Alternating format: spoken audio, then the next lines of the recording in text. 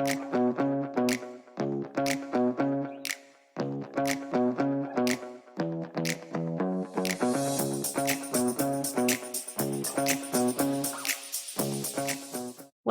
to another power-packed episode of What I Wish I Knew at 30, where we dig into the mindset shifts that separate the achievers from the bystanders.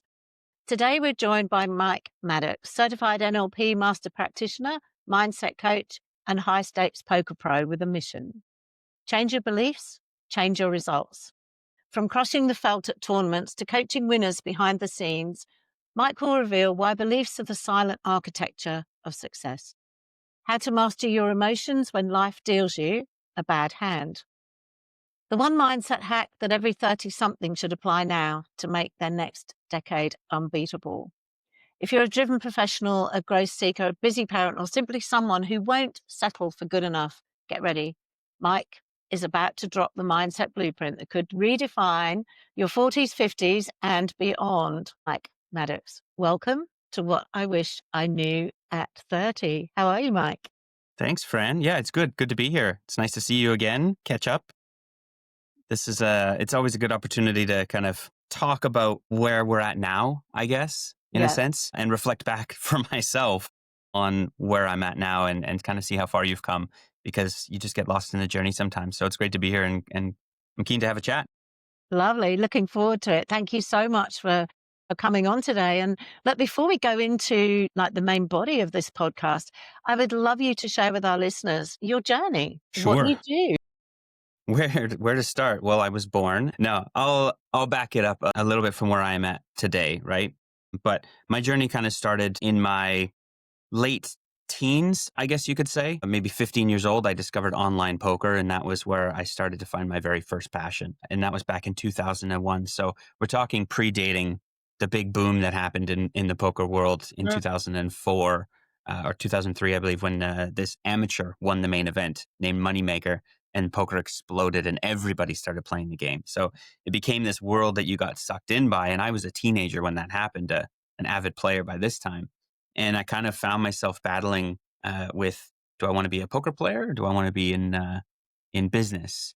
And maybe I'll save some of those stories for a little bit later. But I ended up going into business and had a great, successful career in corporate sales, went into software sales that took me from Vancouver, British Columbia, all the way to Melbourne, Australia. Went down to set up an office and managed Australasia for our software firm down there. Did that for a period of 7 years. And then eventually found my way back to my passion, which is my mindset coaching, my poker playing, traveling the tours. And I've kind of shifted from being this poker pro who competed all the time to giving back and wanting to transfer all the knowledge and help others achieve their dreams and their results. And it's been fantastic. What a journey. I love that. I love that. So, Mike, imagine we're jumping in a time machine right now. You're 30 years old again. Where are you? What are you doing? And what's going through your mind at that stage of life? So 30 feels like not that long ago. And I don't know if you're watching this on video, I probably still look 30 for the most part, but I'm entering my 40s now very soon, next year. So 30 was about 10 years ago for me. And I was 3 years into my Australian journey at 30 years old. So I was very confident. I was earning a ton of money. I was on my own. So I was kind of a bit of a lost puppy, you would say, with no support system, just enjoying all that being a high profile sales rep had to offer, but kind of lost at the same time. I think that I had a passion and a purpose that I knew was within me that I was yet to explore. And I just knew I was very good at sales and could push through imposter syndrome as much as possible and execute. I ended up selling, I think it was 5 of the 10 largest deals we had in the company's history when I was down there in Australia, which was fantastic. There were so many huge transportation trucking companies that we sold our logistics software into that were untapped in Australia. And so I was flying high as a 30-year-old. It was great, a good life to say the least. And Melbourne is a special place to live as well. There's so much to do and explore as a young man. It certainly is. So at what point, I mean, obviously, when you come from a very high profile career, notwithstanding the perks that has, You what changed your mindset at that point? What did you see, if you like, that obviously wasn't enough, it wasn't fulfilling you. Where did you go Yeah. from there? Well, I think, they always have the cliche term that money can't buy happiness. And there's a certain level of money that you need to buy happiness and to get your minimum viable security through and a few perks and stuff like that. But at some point, the extra money doesn't bring you as much infinite happiness as the initial onset of money did. And so you kind of start figuring out like, well, what else is out there? What am I not seeing in life? And for me, I just felt more and more disconnected from what I felt was my true purpose. And I might not have known what it was entirely at 30 Mm, years old, but I felt like I was becoming disconnected from it. And there was just this pull to get away from the corporate world that I was in that I didn't enjoy as much anymore. And it was kind of like almost shedding a skin, getting rid of like, I don't even need the money. I just want to do what I wanted to do. And that's where I actually found NLP mm. and decided that I wanted to get into coaching. I hadn't engaged in it yet, but I was peeking behind the curtain, let's say. But you kind of knew, I think. I mean, I think the first day you walked into the training room, obviously you trained with myself and Ash at the Institute of Empowered Psychology. And I think there was definitely a difference in you when you walked into that training room. You kind of knew that this was for a purpose. You weren't doing it just for the sake of it. It was there was something in you, I think, which kind of knew that these were steps that you were taking in order to maybe find out what that passion was. Yeah, I think deep down we all know what we're kind of called here to do. And it's up to us to either listen to that voice or to pacify it and push it down under so that you can continue to live depending on where you are in life. Yeah. But I've always been a strong believer in listening to that voice. And it pushed me into a life of wanting to help others. And so I guess it's a full 180, you could say, wanted to go from the corporate world into life coaching. And I wanted Mm, to be a thought leader, a visionary, not for the fame side of it, but for the reach aspect. And I knew I could impact a lot of people. And I felt called to do it. I really felt like I need to be in front of the camera and telling people these great thoughts that they can then change their own life with, if you will. yeah. And so Yeah, when yeah. I joined, you guys at IEP, Mm, that was kind of the moment, just mm. breathe. And we're now on the journey. And the money side of it doesn't matter. Let's just go, full knowing that I have way too much confidence and that I knew I'd be successful in the end anyways. There's nothing wrong with that. I mean, if you could bottle confidence, that would be a really saleable commodity. And I think something that, both you and I should always be very grateful for, that we do have that confidence and that ability to actually move forward and step outside. We're always looking for that next opportunity. So I think we're really lucky there. What was your biggest dream in your 30s? Did life take you where you expected? That's a good question. Biggest dream in my 30s or around that age. Mm, Yeah, I mean, I guess I looked up to a lot of role models like Tony Robbins, Gary Vee, these kinds of people who had a following and a reach and could share messages that were just helpful in general. And you could see, I mean, if you've ever looked at what's that Netflix documentary that Tony Robbins has? I can't remember what it's called, but yeah, it's fantastic. And I cry every time I watch it. And you just see the impact that it makes on people to be able yeah, to cause a shift within them. And that's what NLP is so great at doing is you can just not get inside the mind of somebody, but you can help them shift yeah, into sure. that person that they know that they want to become. So I guess I really wanted to become one of those guys who's on a stage at some level, who's presenting and being listened to, and Mm, not so much a TED talk or anything, but it didn't really matter what the size of the stage was. mm. I just really wanted to be a voice that was listened to in that way. And I've done several master classes now, and I've run coach houses where people will come and stay, and we'll do a whole kind of multi-day master class over the entirety of a poker series. And those are fascinating. They're Amazing. so phenomenal. And it's a much smaller scale than having an auditorium full of people, but it's still the same feeling. It doesn't matter whether you're impacting 6 people, 50 people, No. or 50,000 people.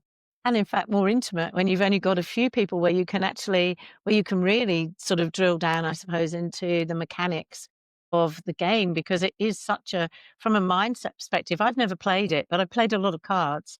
I would imagine it's the real extreme of NLP, of mindset, emotional stability, all the things that you need in order to do exactly what you're doing to me right now. That Yeah. complete I think I'd make a yeah, I think I'd make a rubbish poker player, to be honest. I talk too much, and I just wouldn't be able to sit still for long periods of time. Or maybe I would, I don't know. Maybe if the outcome was good enough, but, yeah. You just got to know what to focus on when you're at the table. That's one of the secret things is we so easily just want to go into our distractions, but there's so much Mm, at a poker table that you can pay attention to and look at, and you get to start to understand the personality profile of the people across the yeah. table from you. And if you can get inside their mind, Wow, well, and that's the game, isn't it? sure, absolutely is, yeah. And then there's money on the line, so of course it's competitive. Yeah, no, absolutely. So, did life take you where you expected? Yes and no. Okay, so after I had graduated, and I'll back this up a little bit for my a bit more tidbits on the history of my journey. When I had gone to school post secondary, I went to tech school for a diploma in marketing management and professional sales, and so I graduated from that school fully on this path to go into sales, and I was quite good at it. I had 2 job offers coming out of school, great, but I wanted to take advantage of this big poker boom that had been happening. Mm, And I decided that I would chase the poker dream and turn down the offers. And so I became a pro at 19 years old and spent 4 years making a living playing poker in the early days before I found that it was not as sustainable and my money management skills as a young 20 something were not as good as I thought they would be. And I ended up winning a big event, bought a townhouse and had a mortgage. And that was another level of, oh my God, all these extra expenses and responsibilities. And so I ended up kind of ditching the poker lifestyle and going into the sales career. And so I guess in a roundabout way, I never really expected to come back into poker. mm, But somehow, after finishing all of the NLP training, going forward to become a life coach, and then also simultaneously finding my way back into poker almost out of nowhere, just getting invited to a poker series and having great performance. And then next thing, opportunities are falling in my lap.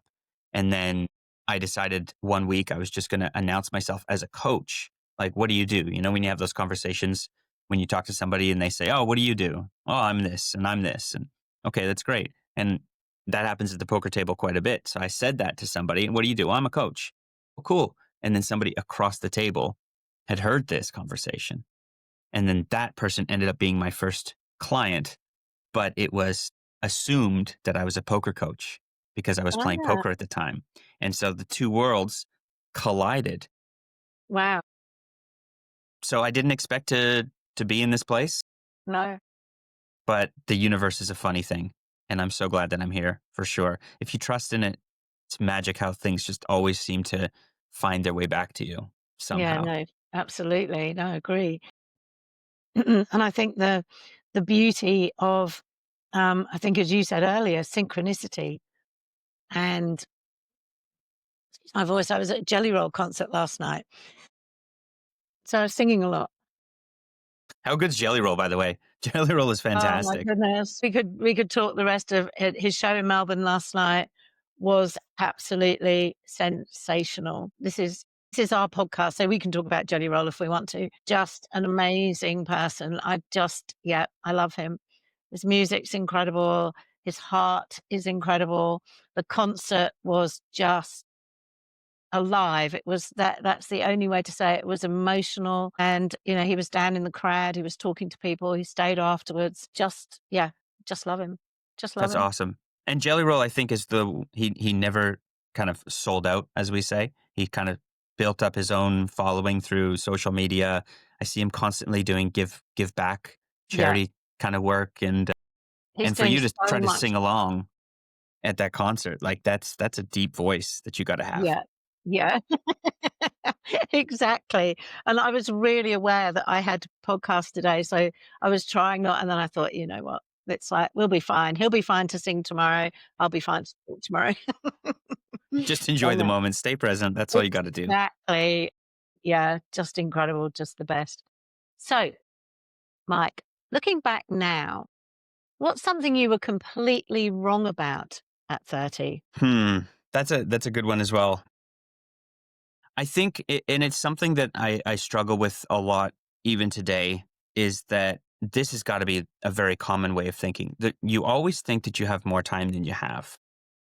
And when you're sitting there at 20, like, I'll do that when I'm, 25 or 30. When you're 30, I got all the time in the world. I'll do that at 35. I'll do that at 40. Whether that's, you know, learning how to invest in the stock market and just putting money away in your retirement at 30, or whether that's building towards the career or the business that you want to have. For me, it's as simple as like, oh, hey, I want to, be somebody on social media, this thought leader in that sense. But what was I doing to build that up?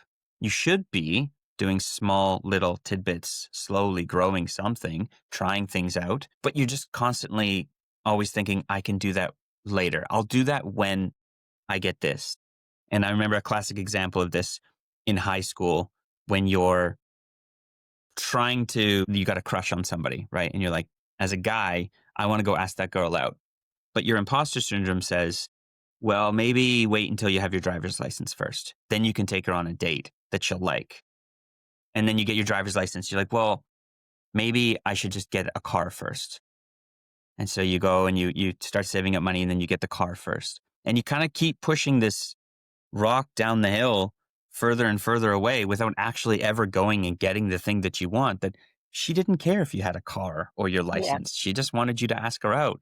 And so I find that at 30, just like any age, there's so much that you can just do right now, just a little bit towards what you actually want to go for in life. Little bite-sized chunks add up with a lot of momentum into actual success before you know it. And you look yeah. back 5 years, you're like, holy crap, look how far I've come. Look where I'm at. I think that's such sage advice. So many people always can remember we were issued once at work with the thing called a round to it, and it had a pivot in the middle, and it was just round, and it just moved, and it had all these sort of concentric moving things, and all it said on it was round to it, round to it, round to it, and it was literally, here's a round to it. And I can remember I still think about that now when I'm procrastinating about something, or when I think, oh, I've really got to do that, but I'll do it tomorrow, I'll do it. And one of the things that I've learned, exactly as you've said, it's about have your routines, have your schedules, do the things that you don't want to do, but get them done on a regular basis. You know, Hmm. I made a commitment to go live every day in October, and that's a very timely reminder that actually I haven't done that. And probably, so maybe I'm going to redo that for November, and because it's important. And those small steps every day are the difference between success and getting around to it. So, Yeah. yeah, And we're not the ones in control. That's the thing that we forget so often. Like we believe that we are writing our own story, but really, when you get to a certain point in life, you look at where you are now and you see how everything that you've done has come together full circle. All the skills that you earned got you to this point and kind of amalgamate into this life that you're living now. It's the same thing. If you start doing these little things of going live every day, you might not realize the results of that immediately. But when it's time to do your go live segments 6 months from now or a year from now, you know how to do it. You're confident. You don't have to, well, I got to learn the software first, or I got to, yeah, all these hurdles that are in your way are no longer in your way. And so it's important. exactly. Discipline Yeah, breeds momentum, breeds success. exactly. And there really isn't there's no other formula. That's it. That is it. So, Mike, they say that life is the best teacher, and sometimes the lessons come wrapped in disaster. So, let's talk about the biggest curveballs life has thrown at you, whether it's in business, relationships, or like personal life. What's one experience that at the time probably felt like the worst thing ever, but actually has probably ended up shaping you? I would say this is probably a very common theme for a lot of people listening is COVID was a big shift for me, but not in the way that you phrase it as the worst thing ever, because I am an eternal optimist. And if you have a scale of all the way Okay. pessimist to all the way optimist, I'm off the scale on the optimist side. I have tragedy and I see opportunity. It's just in my nature to do that, which is fine. But I was kind of already starting to distance myself. I was planning on distancing myself from my work. I was planning on finding an opportunity to quit. And then COVID happened, and living in Melbourne at the time, where it Mm. was notorious worldwide lockdowns that we had that were pretty crazy with curfew, and you could only travel 5 kilometers within your house for 1 hour a day. Like this was No, it a was pretty insane. devastating. Yeah, So naturally, as somebody who is in a sales career managing Australasia with a industry that largely is the transport industry, was all face to face. I couldn't go face to face meetings, and trying to get the owners of these trucking companies on Zoom calls to sell them our software, just you needed to be boots on the ground. So yeah, after about 8 months of lockdowns, I was made redundant along with the other leader of our business in Australia at that point. And you could look at that as woe is me. I have no income. Where am I going to go? I have no support system. I have no family here. What am I going to do? But instead, I took it as an opportunity and said, well, this is what I've been looking for. What do I want to do? And that was, I want to become a life coach. So how do I do that? I talked to the one person that I knew that was successful at it was our mutual friend, Lisa. And yeah, she suggested that all I needed to do was get skilled up in NLP, and that would be a great place to start. So I signed up. That led me to you. And mm, here we are. yeah. So yeah, it's interesting. I don't like to look at tragedy as a negative. I quite see it as a possibility, but I know it's not a mindset for everyone. No, but I think, I mean, we spoke about it a little bit earlier, it's something to be eternally grateful for, to be an optimist, as long as we're still aware of those inner kind of risk analysis, if you like. Yeah, my risk analysis is flawed. I take too much risk too often. I'm not sure that that isn't a direct correlation to being an eternal optimist, to be honest. I think that may well be one of the things that's probably the skill that needs to be honed in eternal optimists, is that ability to actually go through a decision-making process as opposed to everything's gonna be fine. Yeah, yeah. There's pros and cons. Exactly. So when you look back at that whole time, I mean, obviously COVID time was, yeah, you and I both, we were in Melbourne. It was insane. Hmm. But what was the hardest part about, the whole experience, and how did you push through that? I guess it was just the loneliness, the isolation of everything. You're going through a major shift. You want to have your best friends there to support you, to tell you where everything's going to be okay. But here's the blocks that we can build on. Let's get excited about this next step. And it was really upon yourself to find that either community or excitement on your own. And I think we're very fortunate to be in a world of information abundance. So you can go to YouTube and you can get excited about certain things and you can plan your own projects. But I actually found myself taking this little miniature role where we would get a little group together here and there, and it would be like, oh, let's have drinks, let's hang out on a Friday night. And I'd bring a notebook for everybody, and they wouldn't know. But I would then say, okay, well, why don't we just write down our goals? Why don't we just plan for the future and just dream? I just want you guys to dream as big as you can. If you could do anything in your life, what would you be? And then they would do that, and they would sit there. And this group of people in particular maybe didn't have, this wasn't a norm for them to do this. So it Yeah. was definitely Yeah. outside of their comfort zone. But funny enough, there was one girl who's a mutual friend. She had written down that she wanted to become a paramedic, and she'd have to go back to school for it and do all these kinds of things. And I got a call 3 years later that somebody had updated me that she had gone back to school, become a paramedic, and they wanted to thank me directly for that night that we had, Oh, where we wow. had that shift. And it was kind of this is what I want to do with my life for sure. Yeah. It's It's a fascinating. good feeling, isn't it, when you know that you've helped somebody? Yeah. Yeah. And it's just natural. Like I just want to do it. So being in a career is just what feels natural to you. It's not a career. It's just you. Yeah, yeah, that's right. Exactly right.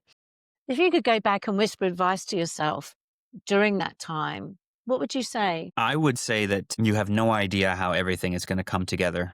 So just march forward. Just continue forward in the pursuit that things are going to work out. Because no matter how bad or difficult or isolated it might feel, it just always seems to come good in the end, somehow. And so if you just have trust and faith that it will, the present moment doesn't feel so bad if you're looking at it in that context. You start looking at the optimistic side of this is going to work out. So what do I need to do to get myself out of this? Yeah. And take action. That's I guess the one thing when you sit in inertia, as a lot of people did during that time, then coming back out of it afterwards is a lot more difficult than if you just keep taking those little steps.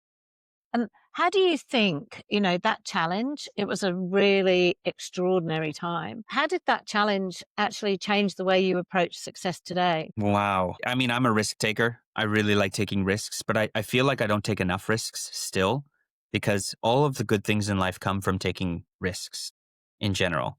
And as a man, it's hard to approach a woman. So you're constantly, as a single man now at 39, you're constantly looking and being like, she's cute. I should go say hi to her. And it's a risk. And this happens daily.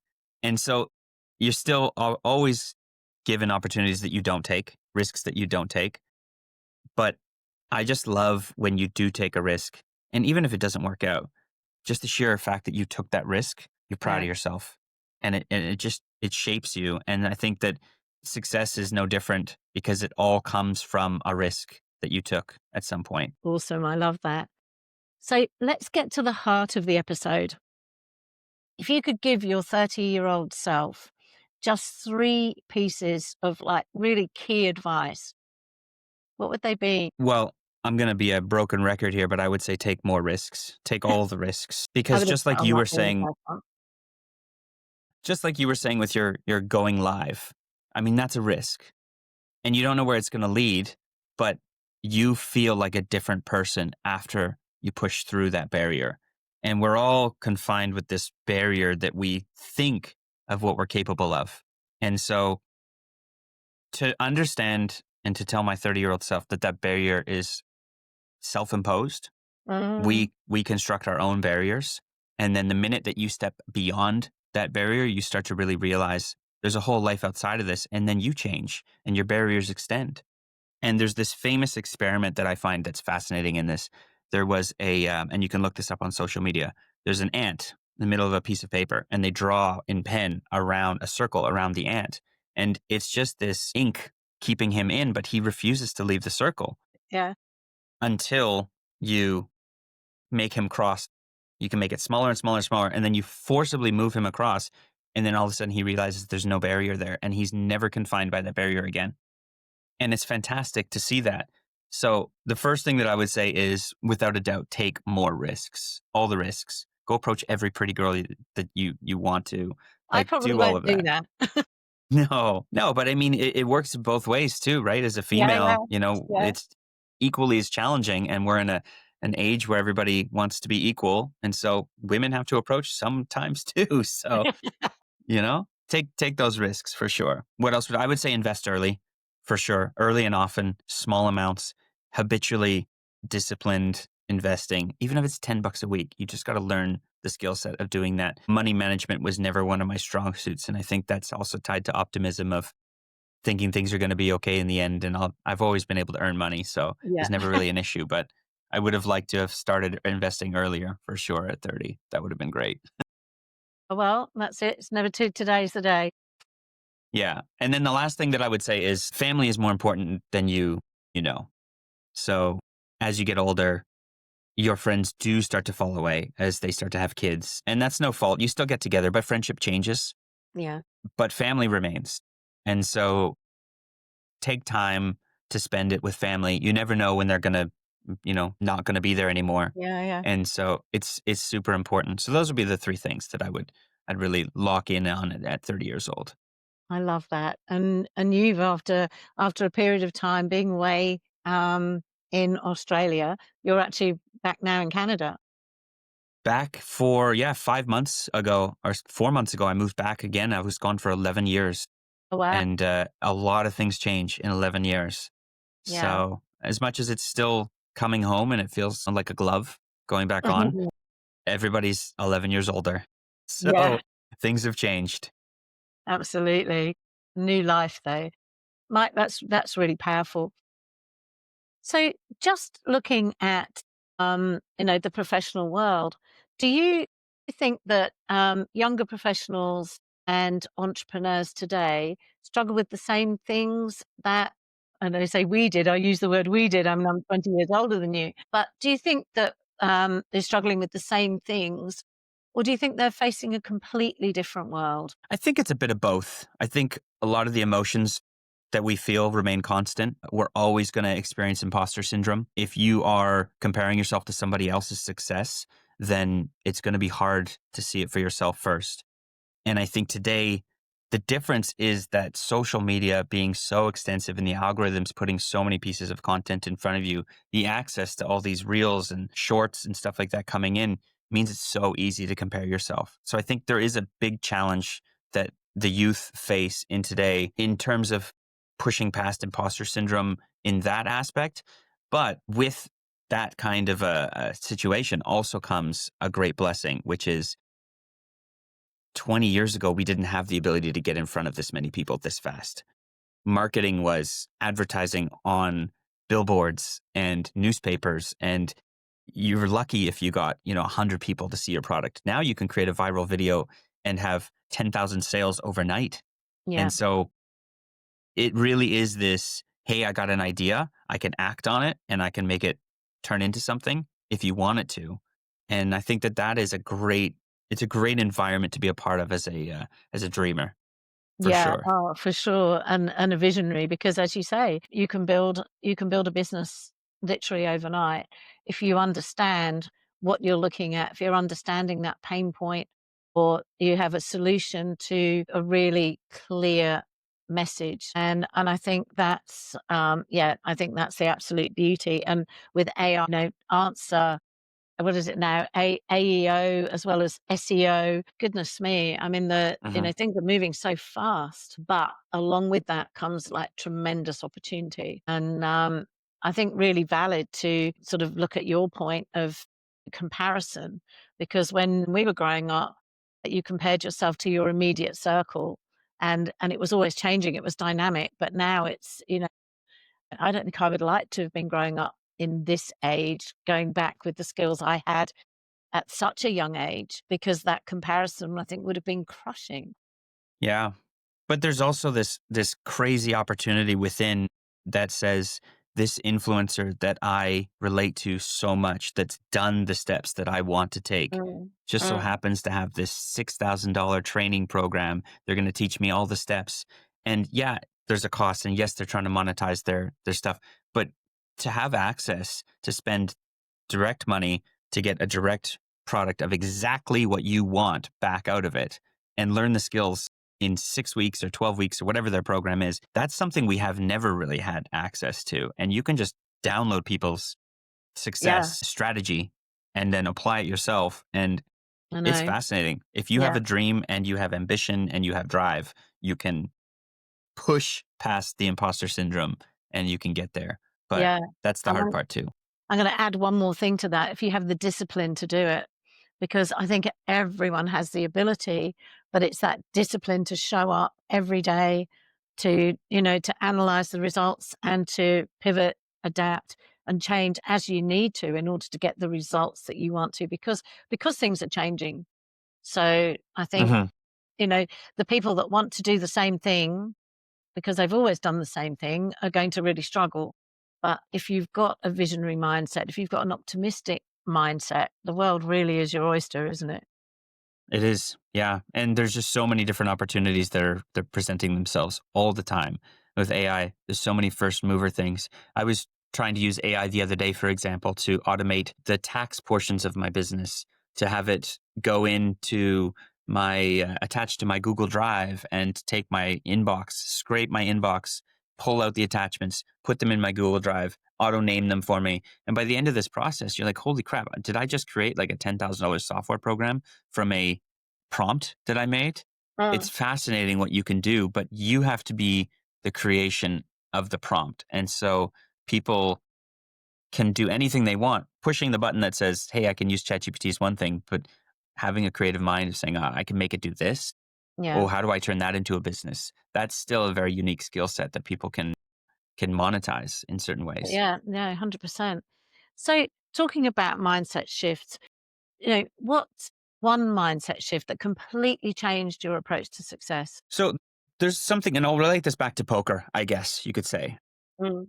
In poker, it's an incredibly emotional game. And so when you are playing, as we all know, anytime you're playing an individual sport or a solo sport like tennis or golf, if you've ever had an experience playing those, you have only yourself to blame in these situations. And so if you're self deprecating in any way, you're going to bring that onto yourself. And that's going to cause frustration and angst and this clouded judgment, let's say, because you start pushing yourself more into the right side of your brain, the emotional side Mm. of your state of mind. And it's really, really crucial to get yourself out of that. So a lot of the times with my clients, what I do is I've created this multi-step program. And you can use this whether you're, if somebody's struggling from gambling addiction, let's say, or if they're just really frustrated at the table, they're clouded judgment emotionally. This process works. So 3 steps. Step 1 is self-awareness.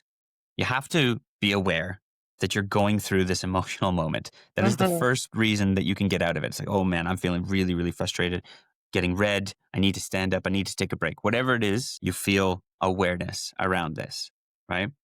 And then you need to start having some level of humanity, some sort of acceptance is step 2.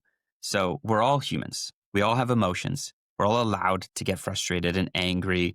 It's part of who we are. You can have an urge to go have a cigarette or place a bet or have a drink or whatever it is. We all get these urges. Acceptance that it's going to happen. And then once you accept it, it's amazing how this really intense emotion just slowly starts to fade. And then the final third step is to actually shift from emotion to logic. And that's to take an action plan. And so with my poker players, what we do is we reassess our strategy. So we count up how many chips we have in front of us. What is my strategy with this stack? In tournament poker, you're trying to out survive everybody else. Mm. So, okay, I have this many chips. Here's my strategy. Who else is, you know, playing a strategic game? Who am I targeting at the table? Those kinds of concepts. And before you know it, you've gone from emotion, right side of your brain, to left side of your brain in logic. And the emotions are gone and you're back and you're fully reset once again. And so I think that that's really important to apply in poker, in life. And poker is always going to be this microcosm of life where your issues off the table will always present themselves on the table. So if you have discipline and you have motivation and you have some drive, you have ambition, you have optimism, all of this stuff will play a very, very nice game on the felt at the poker table. Amazing. And, the same in business, isn't it? Whatever's going on in your personal life is going to be reflected in your business life. So having that awareness, having those strategies to be able to go from emotion back to logic is a really, really powerful. That's great advice, Mike. What's the best advice that you ever received? And who gave it to you? There's one piece of advice that stands out for me more than any other in my life when I go back and think about it. And it was at the time when I was graduating from post secondary and I had those 2 job offer opportunities. And then I had my poker professional life dangling in front of me. And I had these 2 visions of what life could be in front of me. And I still agree with this logic today of the advice that I received. So it was from my mom, and I had kind of conflicting opinions. My dad, very business savvy, entrepreneur, definitely wanted me to take the job opportunities and start my life and my career in sales. My mom was more, she's an artist, professional artist. She's now a therapist. She's very more in her creative side of her brain. And so the advice that she gave me was when I was conflicted between which route to take, it was if you don't take the risk now, you might live your life in regret of never knowing what it was going to become. If you do take the risk now, at least if it doesn't work out, you'll know and you won't be living in a life of regret. And so I took the risk and I lasted 4 years as a professional, and it was a great opportunity and I loved it. And it's brought me right back to what I'm doing today, full time coaching poker.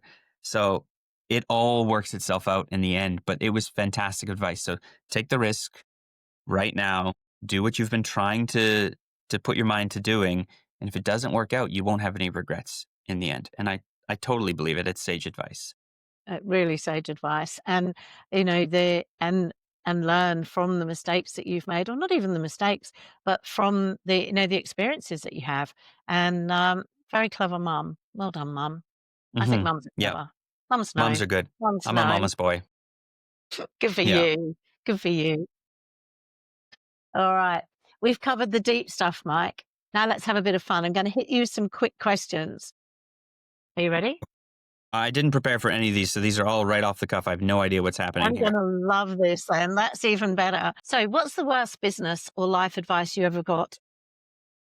I haven't received too much poor advice in business or life in that sense. Or maybe I just drown it out when it happens. So nothing comes to mind of poor advice or poor business, but I do hear a lot of people coming up with bad business ideas or they've got a great idea that they've proven through no one and they want to open a brick and mortar store about it, and test your ideas out first. That's what I would say. Okay. If you could have lunch with any historical figure, who would it be? I would pick somebody who's still alive. I would love to just sit down with Gary Vee. I just love the way his brain works. He's just a straight shooter. He understands trends before they become trends. He called out TikTok before TikTok was a thing. He just knows where you should be. I love the messages that he has to offer. And so I would love to sit down with him for sure. Well, that's something that probably could happen. If your 30-year-old self had a theme song, what would it be? There was this album that you guys used to play at IEP all the time, the Okay. Greatest Showman soundtrack. Yeah, I did. I love that. Every time I turn that on, and whether you guys did some anchoring techniques with me Did. around, for sure you did. Yeah, But we did. I love it. I sing in the shower to this thing. It's so uplifting.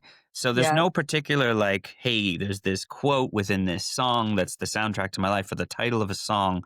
But the whole thing is just like, you're meant to be who you're meant to be. Take advantage of it. Like, you're yeah. unique, be you. And I just love that message so much. So for me, that's everything. Brilliant. I love that. What's one thing you absolutely sucked at in your 30s, but you've mastered now? Goodness, I don't think of myself that way. Come on, there's got to be. I can tell you something from the conversation that we've had today. I can tell you one thing that you probably sucked at in your 30s. Okay, let's go. Hear it. Okay, financial management. Oh, that's true. Have I got it? Have I got a handle on it though today? No, no. I'm Well, just a high well, earner, not a saver. well, and therein goes the power of language.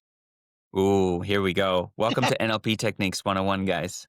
Exactly. But it is, isn't it? What we say is what we are. Hmm. So, it's, yeah, and it's definitely something that we all need to be aware of and have Yeah, us. choose your words carefully, for sure. I Yeah, yeah, am a saver. I am a great investor. exactly. Okay, I'm working on it.